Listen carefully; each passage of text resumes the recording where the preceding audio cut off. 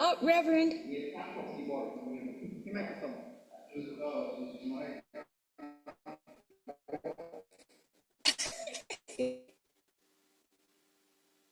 Am I live or am I Memorex? Okay, I'm good. Okay, thank you.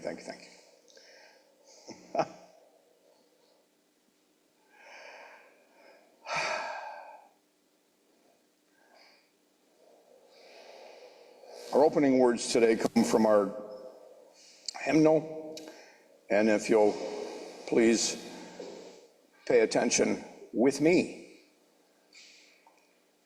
Unto the Church Universal, which is the depository of all ancient wisdom and the school of all modern thought, which recognizes in all prophets a harmony, in all scriptures a unity, and through all dispensations a continuity, which abjures that all that separates and divides, and always magnifies all that unifies and brings peace, which seeks truth and freedom, justice in love, and individual discipline in social duty, and which shall make of all sects, classes, nations, and races one global community.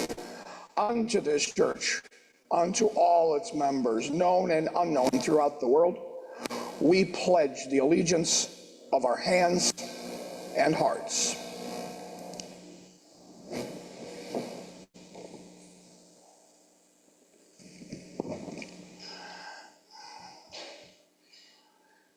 Inside your bulletin, you'll find our chalice lighting words. If you'll please sincerely repeat them with me. May the light we now kindle inspire us to use our powers to heal and not to harm, to help and not to hinder, to bless and not to curse, to serve you, Spirit of freedom.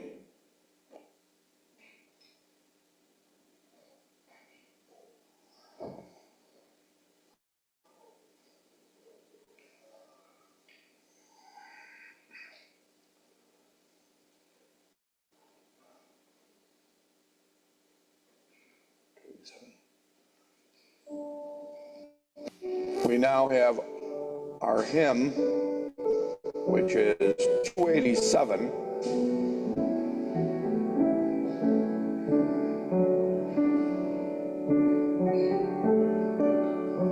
I don't know if we know this one or not, do we? We do? Okay, good. That never stopped us before. Faith of the larger liberty? Yes. Faith of the larger liberty, source of the light expanding.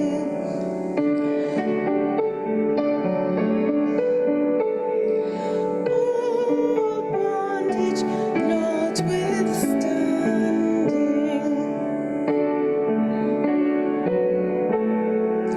By thee we live, by all thou givest, and shall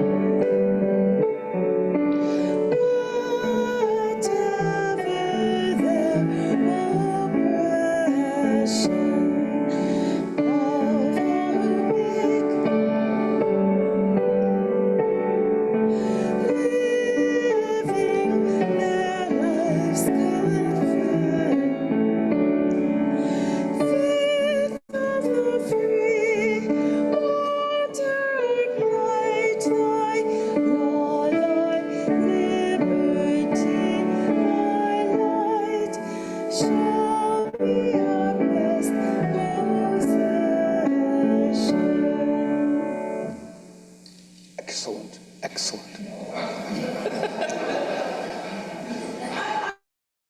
I will give you a great lesson brought onto you from the self-help community.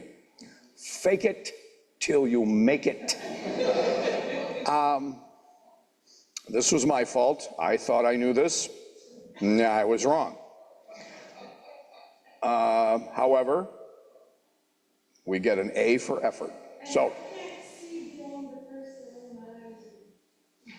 your eyes are fine. Trust me, it's us. That's another lesson. Own your stuff. Take responsibility.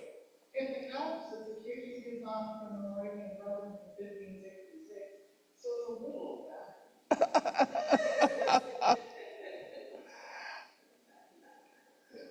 If you can't have fun, stay in bed. Okay. After that resounding success, let us move on to our responsive reading. And you will find that in page, or the actual reading, forgive me, is 466.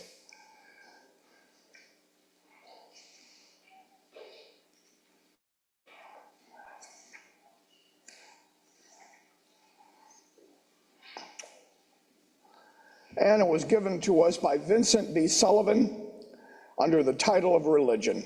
I will read the first, if you want to call it a paragraph, and if you'll follow me in tandem, please. Let religion be to us life and joy.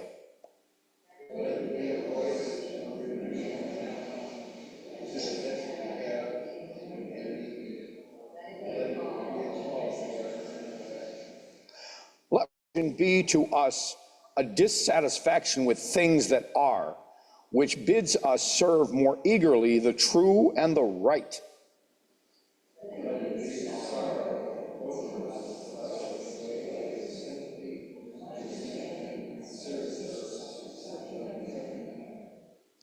Let religion be to us the wonder and lure of that which only partly known and understood.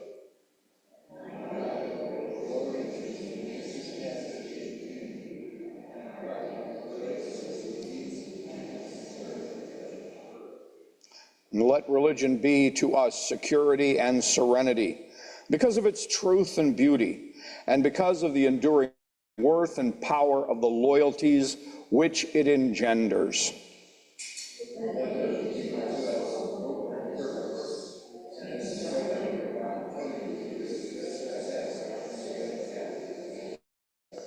Religion, uniting us with all that is admirable in human beings everywhere.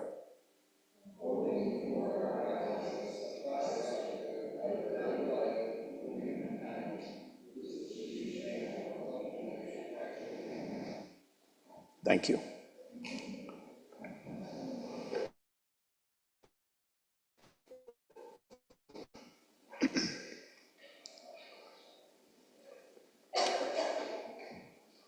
We come now to that portion of our service that is referred to as honoring our joys and our sorrows. Yeah, okay.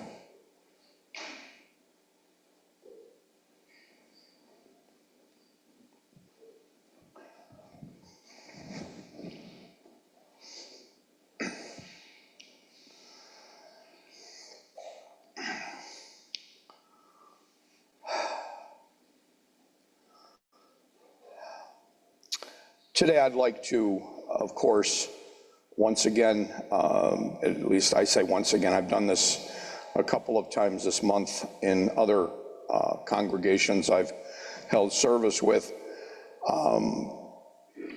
is remember the good, the outstanding, the empathetic, and the generous life of Pope Francis, someone who truly strove to understand the authentic teachings of the man Jesus and live them in accordance therewith, and hopefully inspired many to follow a kinder, gentler path in life, and in so doing help build a world that works for everyone.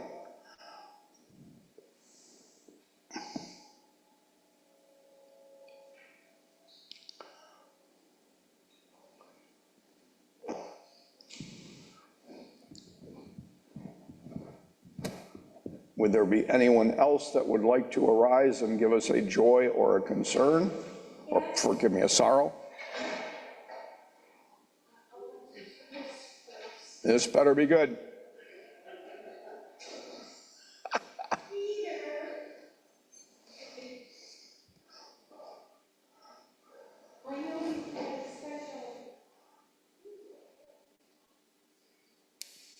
That is a special spot in your heart on Memorial Day. Now, our sorrow is some idiot broke through our fence in the back, which has to be repaired, yanked out the bolts, the whole lot, the clamps are down, fence is laid back. I guess they needed to sleep in the back or something. So I had thought about putting them in the garden in the back. However, I don't know if someone might run off with them. So would it be okay if I put them on the fire escape? You good with that? Okay, next thing.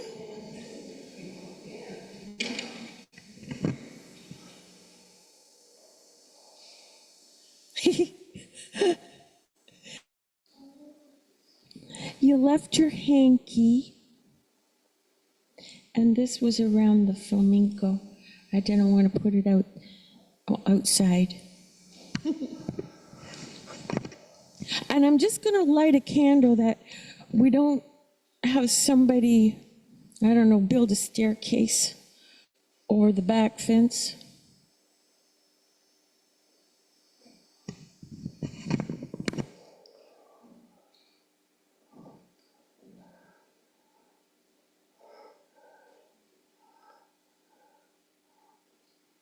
Should be live. Yeah. Well, let's see, I have a sorrow and a joy. So I'll do them in reverse order.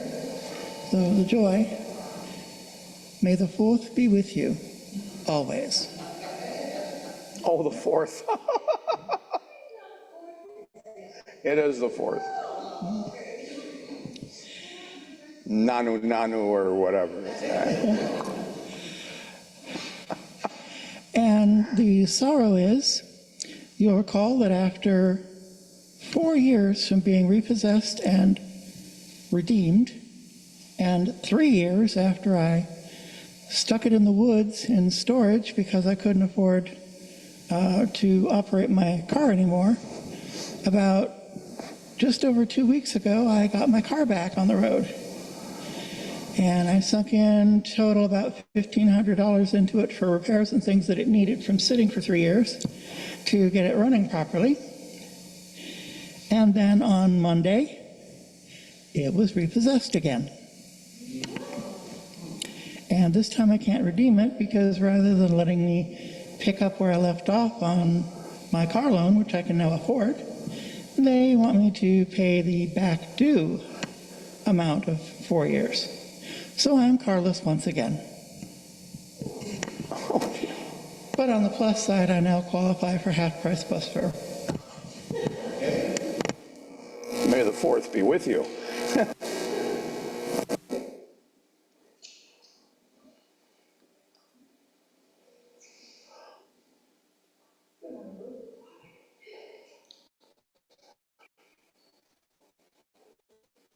Right there, yeah.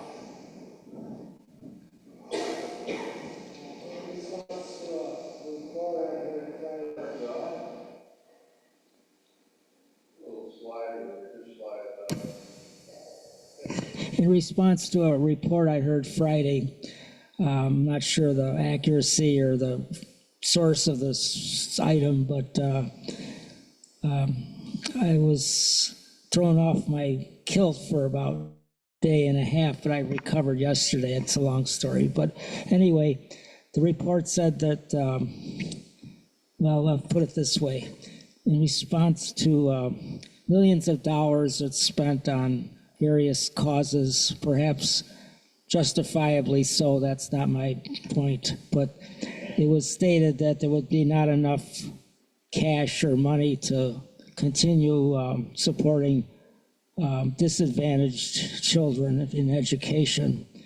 So if you want to know what I'm referring to, I'll be around later. But it's very disconcerting, but my background is in that field, and it was just no excuse for some of those choices that we're being told to make.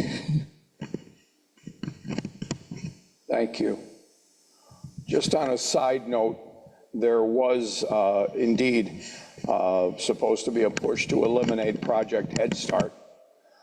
And that indeed is one of the, if not the best program for underprivileged and homeless children, and just on and on.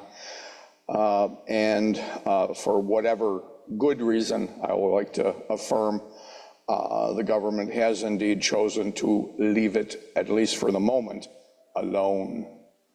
So that's it's been bantered about, and your reflection reflects that it was going to go on the chopping block, but at the moment they've decided no. So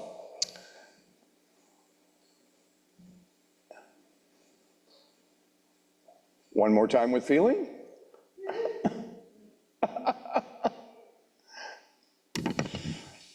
And another sorrow, the DOJ just announced that they are canceling federal orders for desegregation that have been in place since the civil rights movement. Yeah.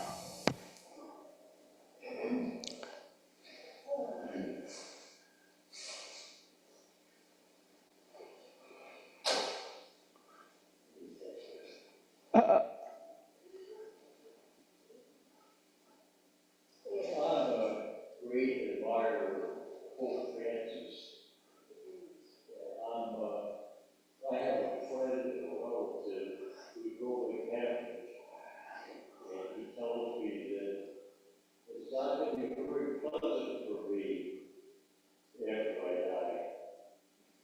But that's not funny. But I think that God must be as good as Pope Francis anyway. And I'm sure that God's not going to be that upset because I don't think he exists. But I'll be very happy if I still exist after I die.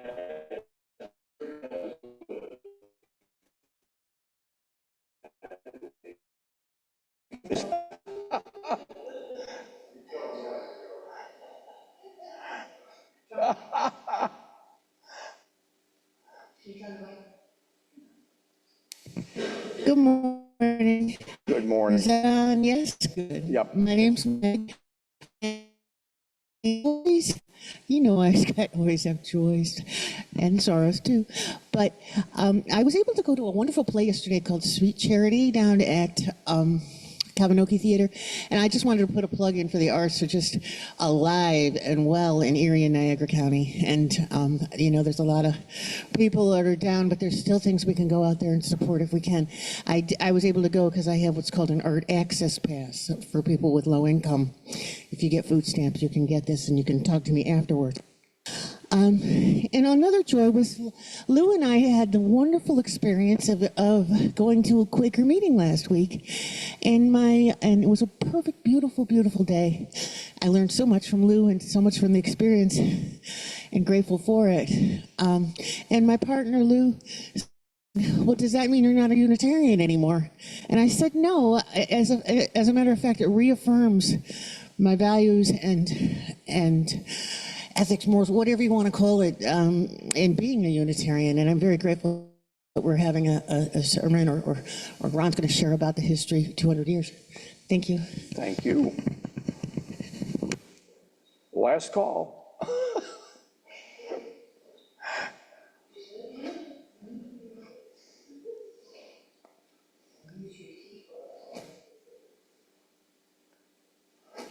There you go.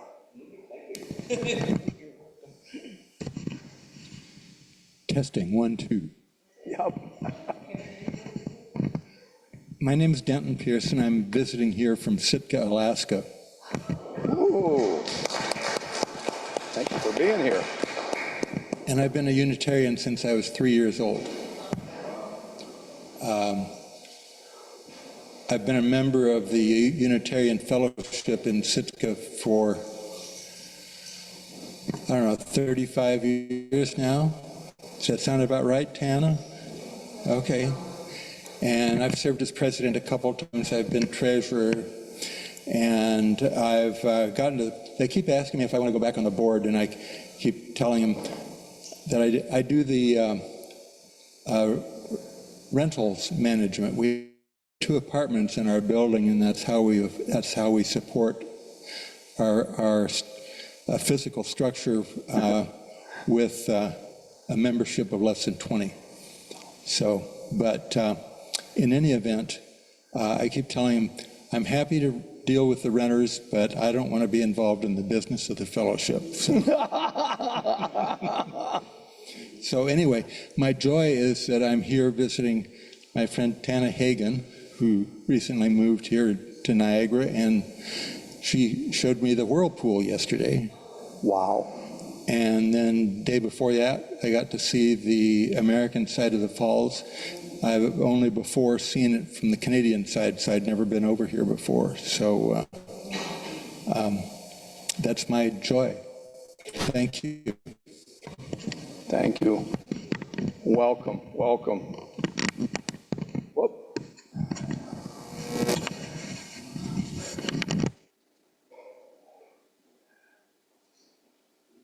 Okay, thank you so much.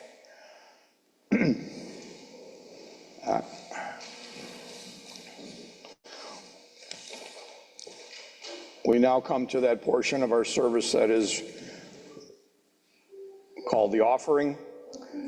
And we ask for our ushers to arise and go forth among you and remind you lovingly and gratefully that it is through your generosity, and oftentimes only your generosity, that it makes this ministry and the larger Unitarian Universalist ministry possible.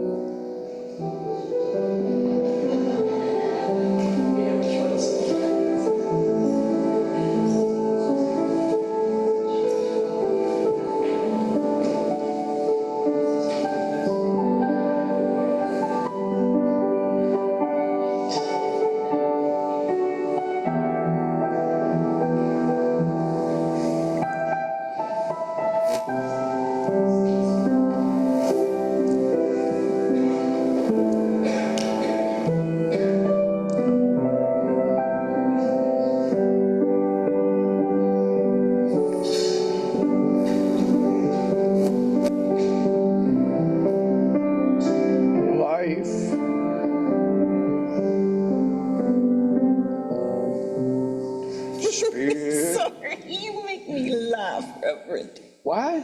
You make me laugh. Well, I'm just such a funny guy. Here you are. Okay.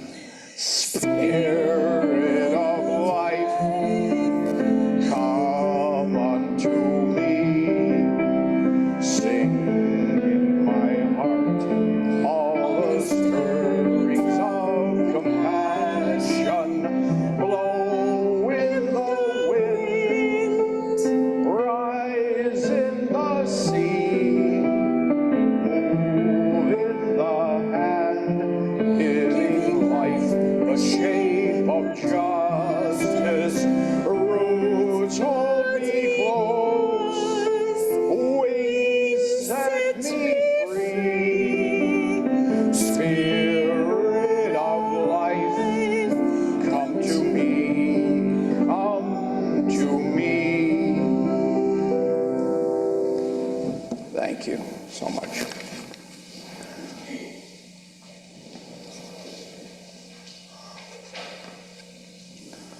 One of the things that sometimes we're criticized about as Unitarians and Universalists is that there is a proclivity amongst us to be highly intellectualized.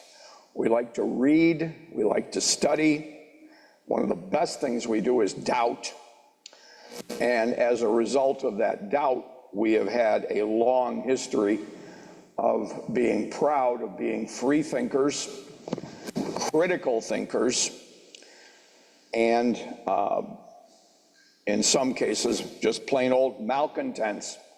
But I had the joy of attending a board meeting yesterday in Fredonia, New York, where I pastor a church, the Unitarian-Universalist congregation of Northern Chautauqua.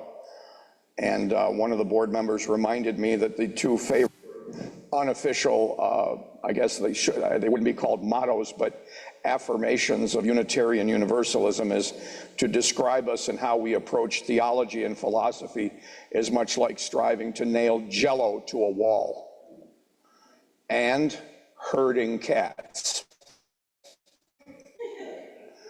My personal favorite is baptizing cats, a very, very different experience. But in any event, I am one of those people. I love to study. And I think one of the things that is so important to recognize in our humanity is that a lot of people tend to be very willing to look for very diligently those things that confirm their bias. And that's a very, I guess, polite way of saying to confirm what they believe or what they think, whether that is based on any reality, truth, science, etc. So you see an enormous amount of religious experience, I'll say it, religious experience and ultimately then religious expression. Many of us who have studied comparative religion, world religion, many of us who are deeply inclined toward a systematic understanding of how the universe is explained through hard science, we scratch our heads going, what? How, and the only conclusion you can draw, and I've said this many times, and I will say it many more times, is that there is a need within the human creature, not just to be affirmed and justified, but to have their fears alleviated, whether that be simple existential dread or one of the deepest, if not the deepest dread, what occurs after so-called death. But we find that it's very difficult for us to have to, as human beings, admit that what we don't know, and this is religiously, theologically, we make up. We make up. And people go, you can't be serious. Oh no, I'm deadly serious. And I'm serious because when you start reading the various faith traditions and how they grew and how they evolved, you find things like, let's say, a group of people suffer some incredible calamity, a displacement, a natural disaster, and the author, the anthropologist who writes the book said, and so they needed to develop a God that met their needs better than the God they had before the disaster. And then you find the evolution of these thoughts and ideas, and they become attractive because they're comforting or they're inspiring, or, as I said, they justify our inability to cope with many of the slings and arrows of outrageous fortune, as Shakespeare would say. And the interesting thing about it is when you see one group making something up because they're agitated or unhappy with their, let's say, what was their belief, they go and make up something, and then they want to punish and hurt and, yes, kill, in many instances, those people who don't agree with them. It seems like that the easiest way to convince a large group of people that you're serious about what you've just stated as absolute divine truth is to beat them up or kill them dead. A lot of people don't go that far in their thinking or in their study to acknowledge that. We do. And so it's not uncommon for us to have to reflect that in our development, for example, in 1492, now, we all learned in, grade school, that Columbus sailed the ocean blue. Well, there's been a lot more information brought forth, and so we won't beat up Mr. Columbus today. We'll wait for another sermon for that. But we remember King Ferdinand and Queen Isabella, who supported Christopher Columbus. But what people many times don't remember is that Queen Isabella and King Ferdinand were loyal Catholics. And it was a period of time, pardon me, please, that, sometimes it feels like we're going back in time, even in our own country, but it was a period in that history that if your monarch declared, for example, as King Ferdinand and Queen Isabella declared, we are loyal Catholics, therefore all of Spain will be loyal Catholics. Well, that was an incredible tragedy to the Judaic and the Mohammedan or the Islamic communities at the time, because there were many reasons why they would not convert. But the main reason was, and you'll reflect on this in the context of Unitarianism, they could not accept the Catholic and ultimately the Protestant acceptance and teaching of the Trinity. 3 in 1, God the Father, God the Son, God the Holy Spirit.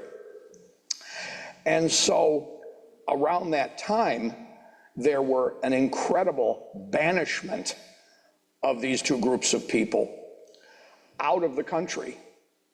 It was like, I'm sure they didn't get an email or a lovely letter, but you were, unless you had converted, you were out.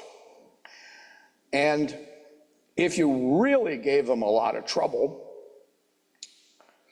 and 20,000 people did at that time, those 20,000 people were burned at the stake. Well, the good news is that ultimately, we don't, at least not in too recent history, we don't burn at the stake anymore. But on the other hand, we still fight the fight about religious creative rationalization, and it causes an enormous amount of difficulty and dissent. Now, if you'll pardon me, I lost a place here. When we talk about, and the reason I chose to talk about Unitarianism today was that on May the 25th, the Unitarians will celebrate the 200th anniversary of the formation of what would be called I'm using a paraphrase if I might, a Unitarian association, a Unitarian amalgamation of churches. Because up until that point, there was a tremendous amount of consternation, and there were a lot of, in the congregational churches in New England, and you'll find that there is some Unitarianism in the Puritan compacts. But the point ultimately is that the beginning of this, I'll call it movement, starts out with Michael Servetus, lived from 1511 to 1553, and he came out, and after was being, reared in that period of time, and probably saw a couple of burning at the stake, and did some studying, And in the beginning, when he was 18 some years old, that was the first time he went off to university and was able to pick up a Bible, read it, and find that within Scripture, there was absolutely no mention of the Trinity. None. And so he began to think about this, and what he tried to do, and I like the way this was put by an author I read, after much contemplation, he tried to reform the reformers. So, as he began to, and this is an incredible story, and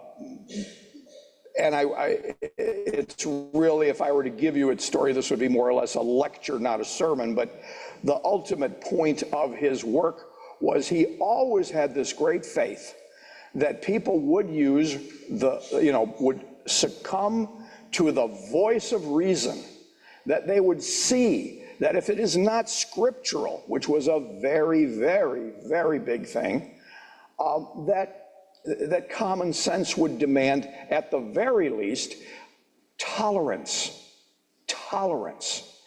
And unfortunately, virtually at every turn, he was either arrested, and those were the days when you didn't spend 30 days in jail for heresy. You spent 3 years, you spent 10 years, you spent 20 years. And he did. One time he spent 3 years in jail, another 10 years in jail.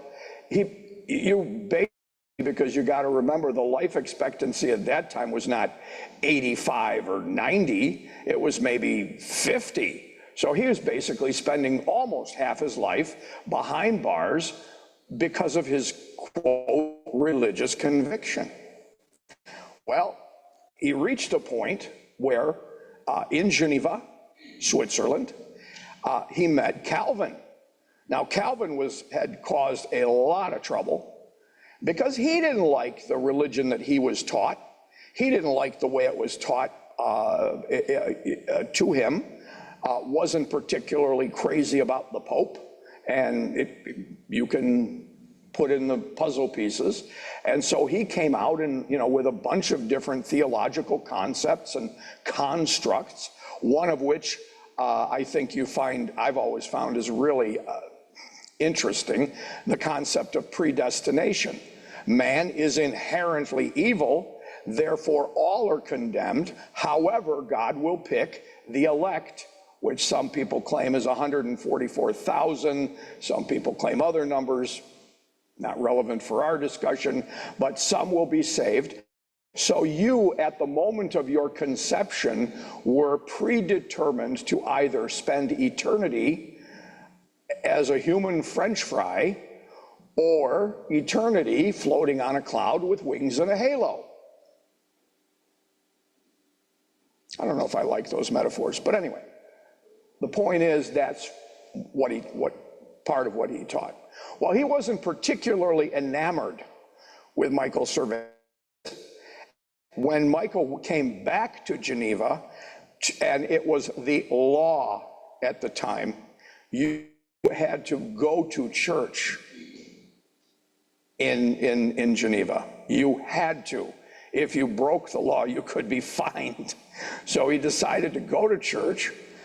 Calvin recognized him, had him summarily arrested, and this time, though he'd had difficulty with him before and bantered about in letters and in some cases directly eye to eye, he came right into the courtroom and pleaded very eloquently and very strongly, and yes, he was not to be banished, he was not to be any of the lesser things they could have done to him, exiled, excommunicated from the church or exiled from country.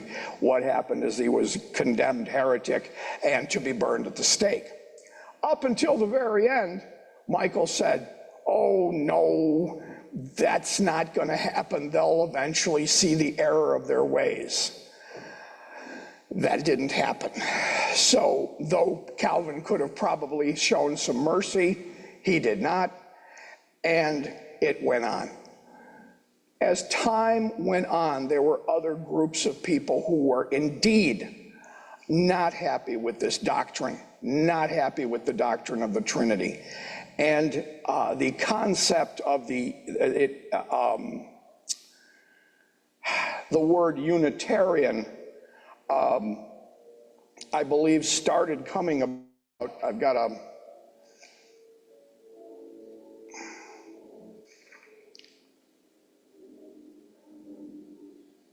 well,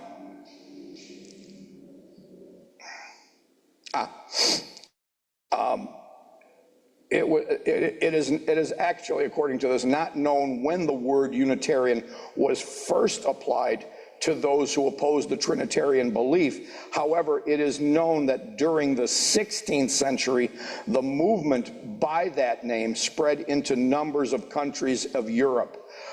So after Servetus's death, there wasn't as much murder in the name of religion, but for a time, the Polish, in Poland, Unitarians held a majority. In Transylvania, as we know, Hungary and Romania, and in Transylvania, King Sigismund was converted to Unitarianism, and it became the state religion of Transylvania. I don't think it's the state religion any longer. And by 1819, what happened was seminal. Ellery Channing, who was a powerful teacher, theologian, minister to the movement, came forth in 1819, and he was going to be speaking at the ordination of a Jared Sparks at the recently organized First Independent Church of that city.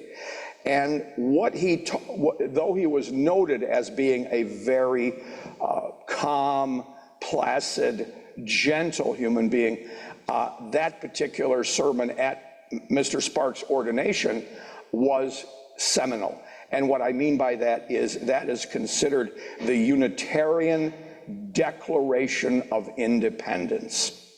And so from that point on, things began to spread, things began to shift and sift themselves out to the point where, again, as I mentioned in the beginning of my address, there was an acknowledgement that so much theology was nonsense, and so much theology was not progressive, positive, and uplifting to the human mind, and therefore to the human condition. And so what began to come forth, and it began during the time of the Renaissance, is what they call the humanist period. And by definition, the humanist movement is a multifaceted ideology emphasizing human capacities, ethics, and the importance of individual freedom and reason. Individual freedom and reason. It encompasses a broad range of beliefs, including secularism, atheism, agnosticism, and ethical naturalism, all rooted in the principle that humans have the right and responsibility to shape their own lives and create a more humane society. I am asked many times, especially because of my background, those of you who don't know me, get to know me. I'm a nice guy. No.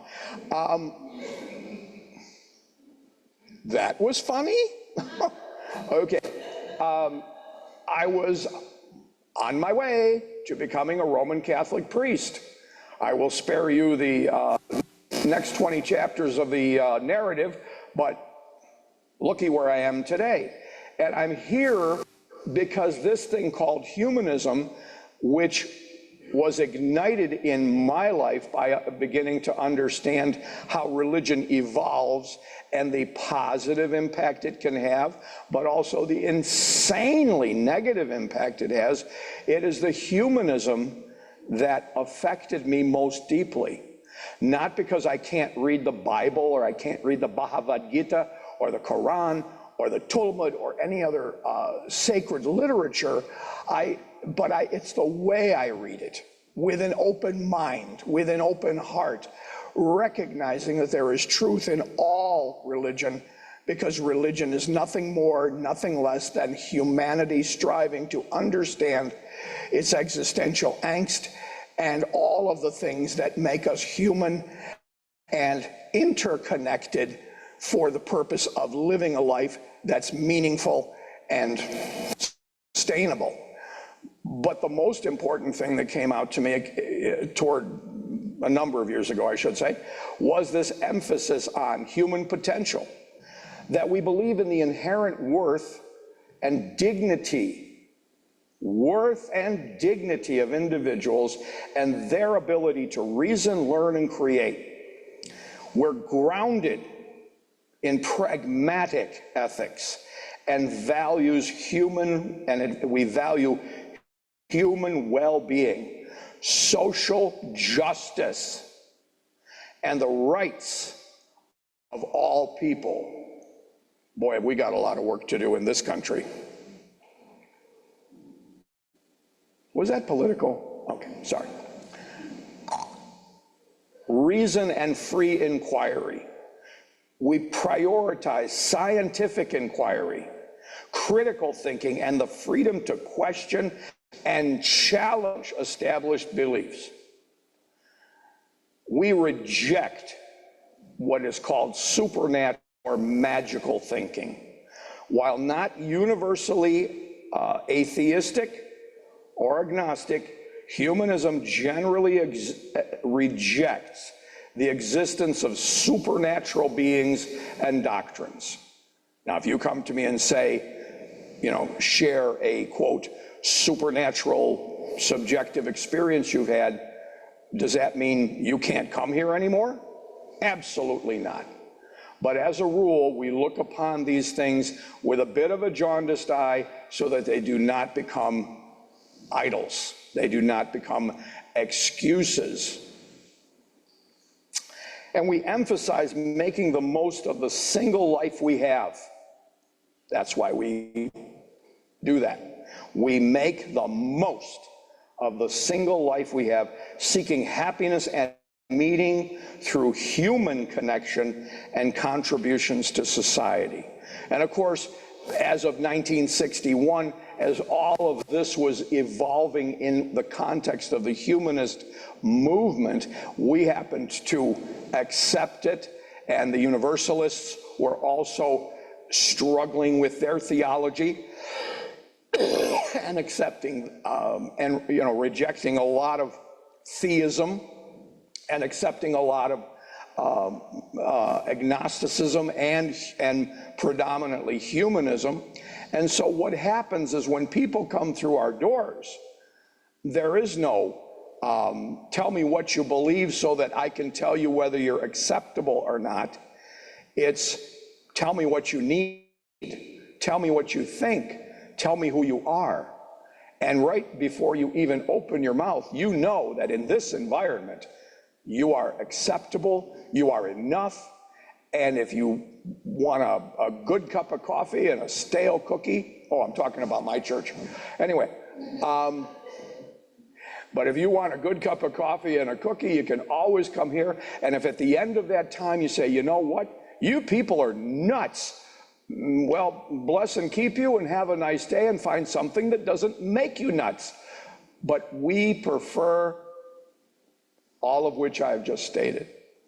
So in that celebration on May 25th of 200 years of those two, of the European, I should say, the European Unitarians as well as the American Unitarians, from that point, once there was a little bit more organization, once there was a little bit more order, and I call it system, things began to grow. And again, it's important to keep mentioning it. 1961 was the earmark when we decided to unite, and to unite in such a way where we gave up theological debate in the context of developing dogmas and doctrines, but gave it up in order to grow a more mature and a more reasoned approach so that we all may understand on the most deepest profound level that without comprehending the interconnectedness of all existence, we haven't got a chance. And that's the truth. So, I don't know whether on May 25th you're going to go out and buy a cake, or you're going to celebrate in some other way. But I would again encourage you to maybe go on the computer and pop back over some history. I feel deeply grateful for having learned the history, because I didn't just learn the facts and the figures. I hope I learned the lesson that came out of that history. I learned that this man, Michael Servetus, understood that in his lifetime, in the context of his life, he was actually willing to die rather than recant. And as I've mentioned to my own congregation and to so many others, the key in any belief, quite frankly, is we stay the course. We stay the course. We don't change the rudder, we don't move to the left, we don't move to the right, we stay the course. It is through grit, determination, that we never give up, we never give in, we never surrender, because we understand that in the final analysis, and now I speak for more than just the Unitarian, in the final analysis, we have come to the conclusion, and we just affirmed this at General Assembly, that ultimately two things are vital to our thrival and ultimately our survival, and that is to always, always stand on the side of love. And ultimately, if it isn't justice, we don't want anything to do with it. Justice must prevail, not for some, but for all, no exceptions. Have a nice day.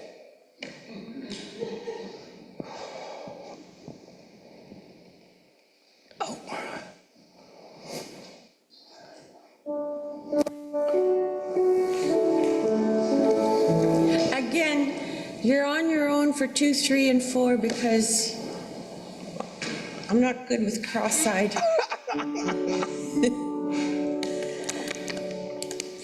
290. 290, yes, please.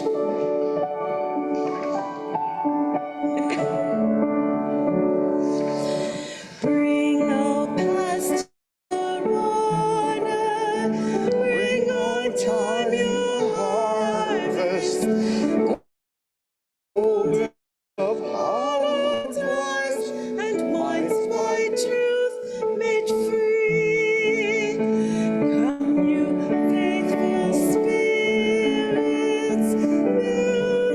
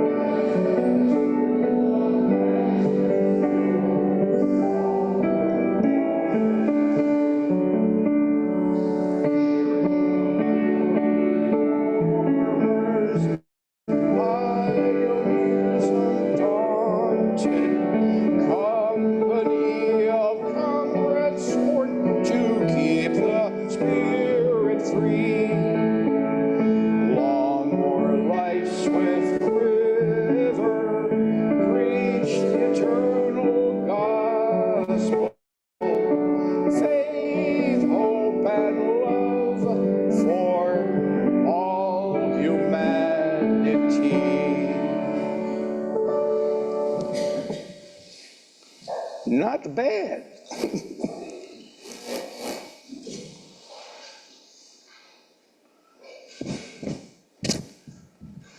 When I was a young lad, I joined a group of singers called the Echo Club, and we were a boys' choir.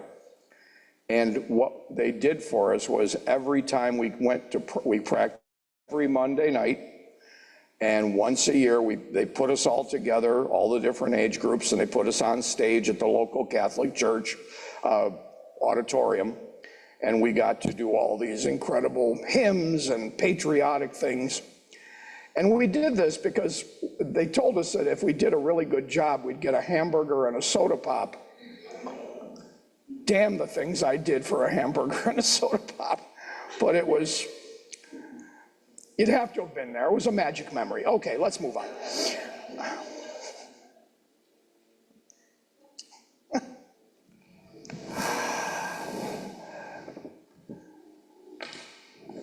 Please pray with me. What is prayer? Prayer is when we go within ourselves to seek that infinite intelligence, that infinite source, that force that we tap into, that is the source, if you will, of our life and our being. The eternal mystery. We don't have a clue what it is, or even to a great degree how it functions. And yet we know somehow, somewhere, there is a guidance, an infinite presence that moves us forward, perhaps inspires us, guides us, uplifts us, and says, you are enough. You are good and only good. Somehow, somewhere, in the fullness of what I will call eternity or eternality, we will gain greater insight and greater depth into that consciousness. But now we have gathered together to reflect on history, on our philosophy, and hopefully we have learned something and perhaps even been a little bit inspired to go out there into the world and be grateful for standing on the shoulders of giants, people who are willing to suffer and, yes, even die to prove a principle, to prove a value that ultimately continues to inspire us today. Freedom of choice, freedom of thought, critical thinking, and standing on the side of love always. So as we leave this sacred place, and we understand that we go out into the world, which is also in its own right a sacred place, we shall strive to become better people by listening to that still small voice within, and hopefully by our example, people will know us by our love, by our empathy, our courage to stand firm in our conviction. This is our prayer. This is our choice. Amen. Okay.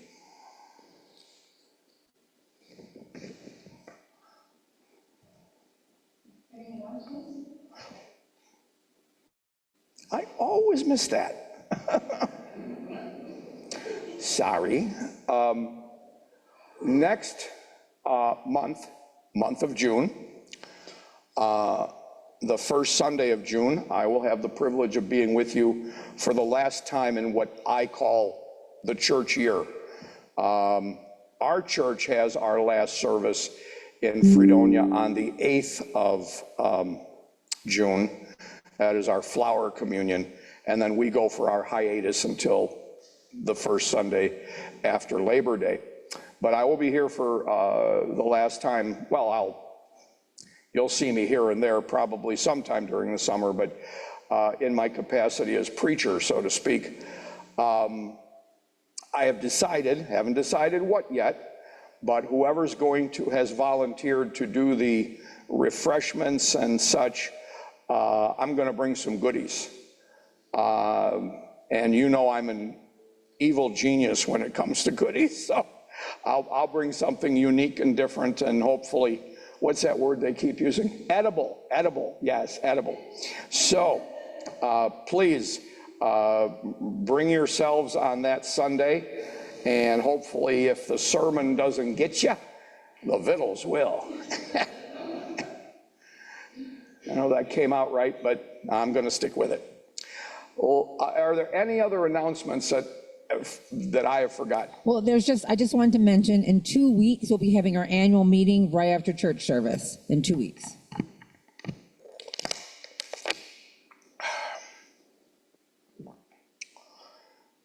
Is that when you get to nail Jell-O to the wall? Or herd some cats?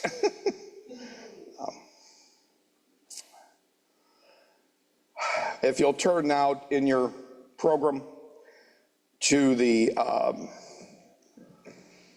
chalice extinguishing words, and please recite this with me. We extinguish this chalice, but not the light of truth, the warmth of community, or the fire of commitment.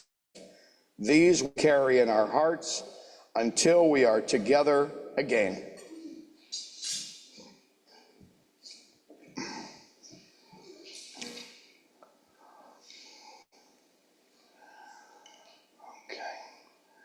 And as we proceed, we of course invite you to come downstairs with us for coffee and cookies and goodies and conversation and such, our fellowship. And if Patty would play her beautiful postlude, that is the conclusion of our service this Sunday morning. Thank you.